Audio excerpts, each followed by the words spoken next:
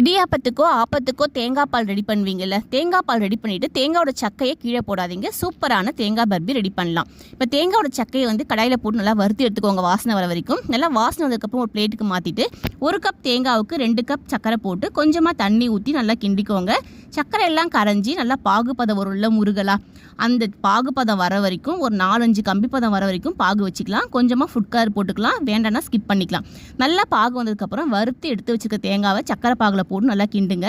கிண்ட நல்லா கட்டியாக ஆகிடும். நல்லா கட்டியாக ஆனதுக்கப்புறம் ஒரு பிளேட்டில் நெய் தடவிட்டு அந்த தேங்காய் பர்பியை தூக்கி தட்டில் போட்டு ஒரு 2 மணி நேரம் ஆற வச்சுருங்க. டெக்கரேஷனுக்கு வேணும் முந்திரி பருப்பு வச்சுக்கோங்க. நல்லா 2 மணி நேரம் ஆறதுக்கப்புறம் எடுத்து பார்த்தீங்கன்னா சூப்பரான தேங்காய் பர்பி ரெடி ஆகிடும். இனிமேல் நீங்கள் தேங்காய் பால் ரெடி பண்ணிவிட்டு தேங்காய் சக்கையை கீழே போட மாட்டீங்க. சூப்பராக இதாக ரெடி பண்ணுவீங்க. செம்ம டேஸ்ட்டாக இருக்கும். ட்ரை பண்ணி பாருங்கள்.